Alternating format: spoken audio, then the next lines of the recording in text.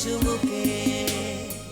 সুপ্রিয় দর্শক, আজ আমাদের মাঝে উপস্থিত রয়েছেন লেখক ও সাংবাদিক লাবণ্য লিপি। শুভ সকাল আপু, কেমন আছেন? ভালো আছি, আপনি কেমন আছেন? আমি বেশ ভালো আছি, ধন্যবাদ আপনাকে। অমর 21শে বই মেলা তো শুরু হয়ে গেছে। এইবার আপনার মেলাতে, বই মেলাতে আপনার একটি বই এসেছে, এই বইটা সম্পর্কে একটু জানতে চাই। এবার আমার এসেছে একটা গল্প সংকলন, শামুক জীবন ও নীলাঞ্জনার গল্প এই নামে। আচ্ছা, এই বইটিতে মূলত 12টি গল্প আছে, এটারই একটা সংকলন। আর কি কি বিশেষত্ব রয়েছে এই বইয়ে? এই বইয়ের গল্পগুলোর মধ্যে এক ধরনের মালা গাঁথার একটা ব্যাপার আছে, যে মানে সম্প্রতি সময় আপনি দেখবেন যে একটা বিষয় খুব আলোচিত, যে মানে বৈবাহিক বহির্ভূত একটা সম্পর্ক কিংবা এক্সট্রা ম্যারিটাল যে সম্পর্কটা, সেইটা নিয়ে খুব আলোচনা। তো আমার এই গল্পগুলো এবং গল্পগুলোতে এই বিষয়টা আছে। আচ্ছা, কিছুটা বাস্তব, বেশ কয়েকটা গল্পতে এই থিমটা আছে, এবং মানে মানসিক টানা পড়েন যে তৈরি হয়, পরবর্তীতে দেখা যায় যে এই ধরনের সম্পর্কগুলো কিরকম পরিণতি পায়, এই বিষয়গুলো আছে গল্পগুলোতে। সব একরকম তা না, তবে কয়েকটা গল্পে এক সুর আর কি। আচ্ছা, খুব ইন্টারেস্টিং আসলে লাগলো আমার এটা শুনে। তো এই বইমেলাই তো আসলে সকলেই জানে যে বইমেলা মানেই হচ্ছে যে পাঠক আর লেখকদের মিলন মেলা। তো এরকম বইমেলা আসলে আপনাদের কেমন লাগে ব্যক্তিগতভাবে, এবং কতটা এনজয় করেন?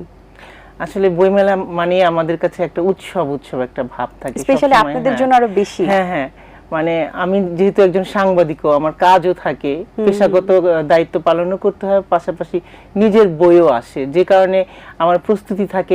দেখা যায় জানুয়ারি মাস থেকে আমার এক ধরনের প্রস্তুতি থাকে যে কোন কোন লেখকেরা আমি ইন্টারভিউ নিব, মেলায় কোন কোন বিষয়ে আমি নিজে ফিচার লিখব, আবার আমার নিজের বইয়ের খোঁজ খবর রাখতে হয়। সব মিলে একটা উৎসব মুখর পরিবেশের মধ্য দিয়ে আমরা মেলায় প্রবেশ করি।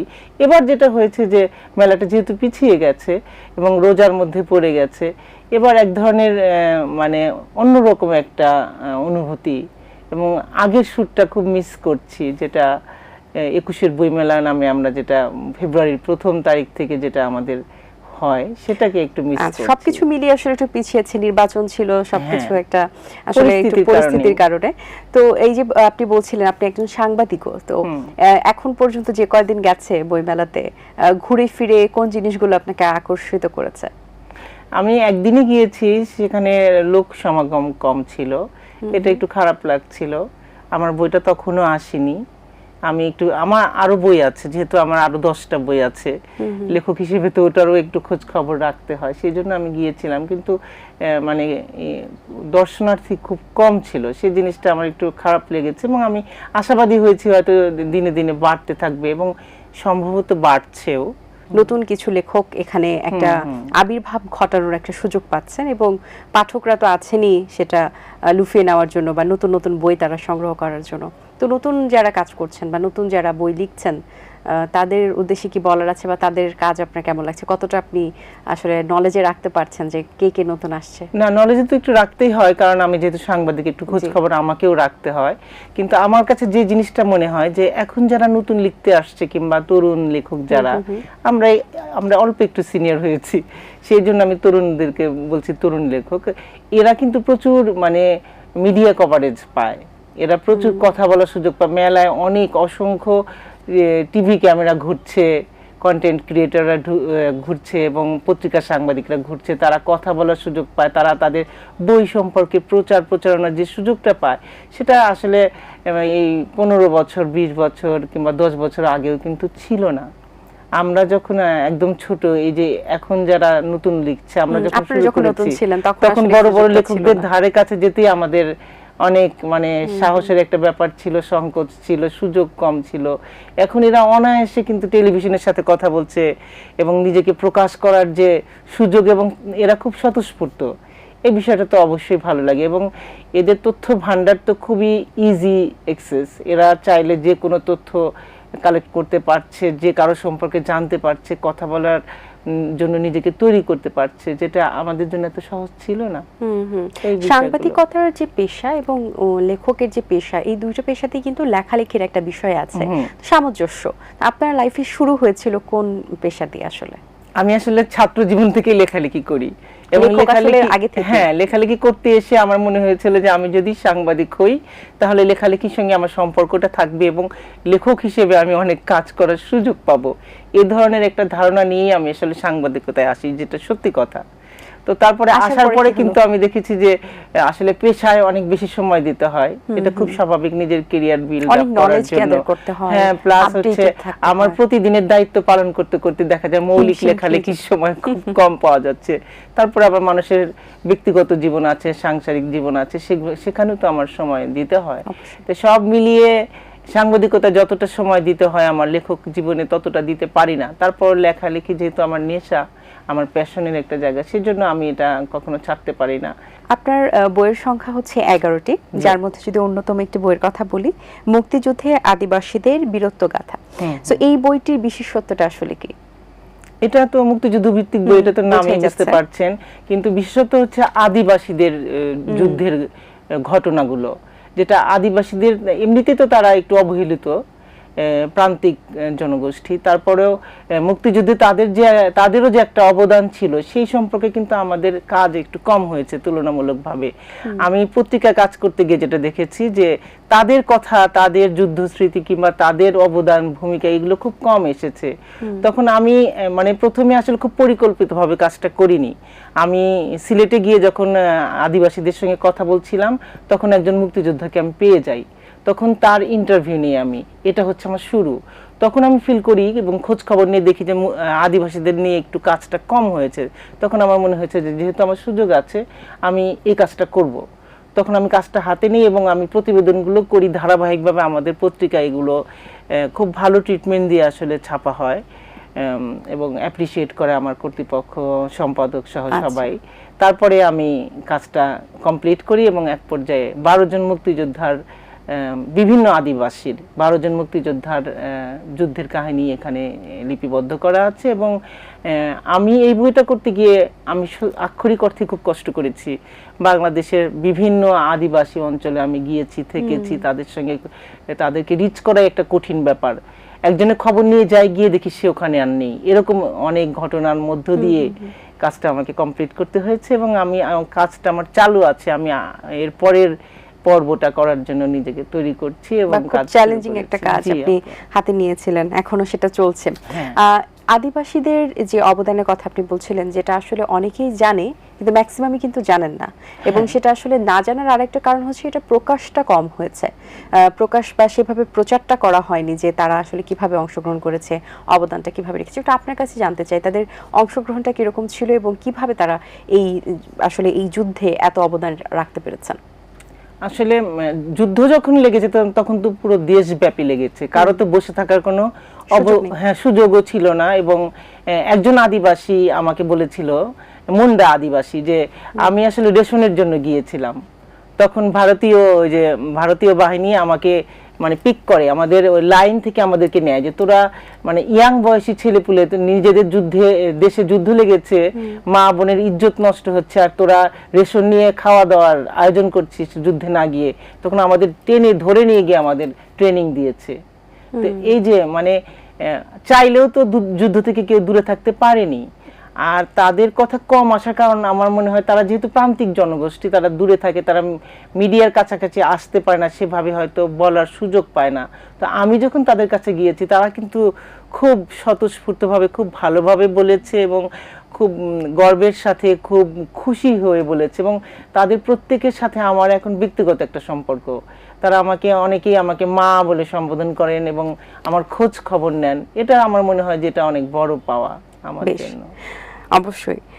আপনি ফ্যাশন এবং লাইফস্টাইল নিয়েও লিখছেন, তো এই সময়ে সেই সেক্টরে কি কি খবর আসলে আপনার কাছে আছে? না, আমি তো আমাদের পত্রিকার ফ্যাশন এন্ড লাইফস্টাইল বিভাগের সম্পাদক, পাশাপাশি আমি নারী পাতার বিভাগের সম্পাদক। তো এই মুহূর্তে তো আসলে ঈদের ফ্যাশন কেমন চলছে, ট্রেন্ড এখন কি কি বিষয় নিয়ে বা কোন কোন ড্রেস আপে বেশি চলছে? হ্যাঁ, প্রতিবার ঈদের মতোই মানে আমাদের ফ্যাশনে দুইটা ধারা কাজ করে, একটা হচ্ছে দেশীয় ফ্যাশন, আর একটা হচ্ছে পার্শ্ববর্তী দেশের যে একটা ইন্ডিয়া পাকিস্তান আগ্রাসন। এর আগের বছর আমি যেটা দেখেছিলাম যে ছেলেদের ফ্যাশনে মধ্যপ্রাচ্যের একটা প্রভাব খুব ভালোভাবে প্রবেশ করেছিল, বড় বড় ওই জুব্বা জাতীয় ড্রেসগুলো পরছিল ছেলেরা। কিন্তু এবার একদম চেঞ্জ, এবার অনেক বেশি আমাদের দেশীয় ফ্যাশন ইন্ডাস্ট্রি কাজ করছে, দাপটের সাথেই করছে আমি বলবো। এবার মানে করোনার পরবর্তী সময় এই বছর এসে তারা মোটামুটিভাবে স্ট্রংলি কাজ করছে। আর যদি আমরা বাইরের দেশের ফ্যাশনটা ঢুকে পড়ার কথা বলি, এবার একদম আশঙ্কাজনক হারে ঢুকে পড়েছে হচ্ছে পাকিস্তানি ফ্যাশন ইন্ডাস্ট্রিটা। এটা এটা মানে অনেকে পছন্দ হতেই পারে, সেটা ঠিক আছে, বাট দেশীয় ফ্যাশনের প্রতি এক ধরনের দায়বদ্ধতা তো আসলে আমাদের থাকা দরকার। আচ্ছা, এক্ষেত্রে নারী কর্মক্ষেত্রে স্পেশালি নারীদের অবদান বা অংশগ্রহণ কেমন দেখছেন? এই যে নারীদের অংশগ্রহণ কমেছে কর্মক্ষেত্রে, এর অনেকগুলো কারণ আছে। তার মধ্যে সবচেয়ে যে কারণগুলো সবচেয়ে বেশি আলোচিত হচ্ছে কিংবা গুরুত্বপূর্ণ বলে মনে হচ্ছে, সেটা একটা কারণ হচ্ছে নারীদের যাতায়াত ব্যবস্থায় হচ্ছে নিরাপত্তাহীনতায় ভুগছে নারীরা। বিভিন্ন আপনি মনে করে দেখেন একটু যে বিভিন্ন ঘটনা কিন্তু ঘটেছে, নারীরা গণপরিবহনে বিভিন্ন হয়রানির শিকার হয়েছে, ঘর থেকে বের হলে এক ধরনের নিরাপত্তাহীনতা নিয়ে বের হচ্ছে, তখন পরিবার থেকে এক ধরনের চাপ আসে যে তোমার চাকরি করতে হবে না, যেহেতু যাতায়াত ব্যবস্থার সুবিধা নাই তোমার চাকরি করতে হবে না। আর সার্বিকভাবে তো নারী নিরাপত্তাহীনতা সবসময় ভুগছে। নারীর পোশাক নিয়ে কথা হয়, নারীর চলাফেরা নিয়ে কথা হয়, নারীর সাজগোজ নিয়ে কথা হয়, বিভিন্নভাবে তাদেরকে অ্যাটাক করা হয়, যে কারণে অনেক নারী আর আগ্রহ রাখতে পারে না যে আমি কাজ করব। আর পারিবারিক একটা ব্যাপার থাকে, সন্তান লালন পালনের দায়িত্ব এখনো পর্যন্ত কিন্তু নারীদের উপরেই সিংহভাগ থাকে। পরিবার সবসময় আশা করে যে মাই সব দেখাশোনা করবে, অথচ এটা তো বাবারও সমান দায়িত্ব, পাশাপাশি পরিবারের অন্যদেরও দায়িত্ব। মানে ওই নারীকে কাজের জন্য যে স্পেস দেওয়া সেটা কম দেওয়া হয়, এবং এটা কিন্তু আমরা অনেকটা উতরে গেছিলাম। কিন্তু দুঃখজনকভাবে বলতে হচ্ছে যে এখন আবার যেন আমরা পেছনের দিকে হাঁটছি, আবার যেন সেই কথাগুলোই বলা হচ্ছে যে তুমি ঘরে থাকো, তুমি সংসার সামলাও, সন্তান সামলাও। যে দেশের অর্ধেকের বেশি নারী, সে দেশের নারী যদি শুধু সংসার আর সন্তান সামলাবে, তাহলে দেশ এগিয়ে নিতে নারী কাজ করতে হবে না? অবশ্যই। কর্মক্ষেত্রে এছাড়া তো কর্মক্ষেত্রে বৈষম্য আছে, নানা ধরনের বৈষম্য। এই বৈষম্যের কারণে কিন্তু নারীরা কাজের আগ্রহটা হারায় ফেলে। এই ক্ষেত্রে তো আমরা যেটা আপনি বলছিলেন যে নারীরা কিন্তু সিংহভাগ কাজ করছেন এবং তারা ঘরের বাইরে, এবং পুরুষরা কিন্তু বাইরেই কাজ করছেন। তো এই ক্ষেত্রে নারী পুরুষের একে অপরের সহযোগী হিসেবে কিভাবে থাকা উচিত, কিভাবে সহযোগিতা করা উচিত? এটা নিয়ে যে আমরা আসলে এত লেখালেখি করেছি, এত কাজ করেছি, এবং পরিবেশ কিন্তু অনেক বদলে গেছিল। আপনি অস্বীকার করবো না আমরা যে অনেক ছেলে কিন্তু পরিবারে হেল্প করে, ঘরের কাজে কিন্তু সমানভাবে চেষ্টা করে অংশগ্রহণ করতে। এটাই দরকার আসলে, কোনো কাজই নারীর কিংবা প্লাস হচ্ছে কোনো কাজই নারীর কিংবা পুরুষের না, কাজ তো কাজই, কাজ সবাই মিলে করতে হবে।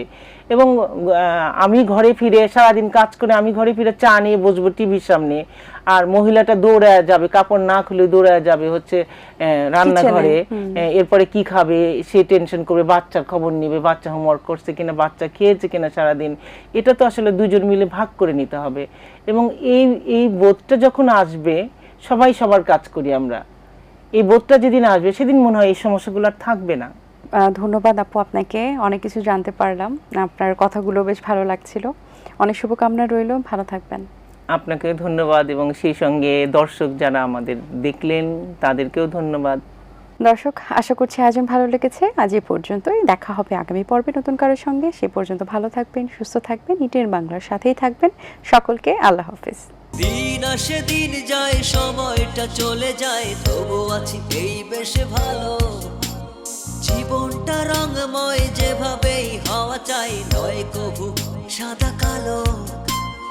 এই আশাতে স্বপ্ন ভাসে, সুখ হাসে চোখে মুখে, চায়ের চুমুকে।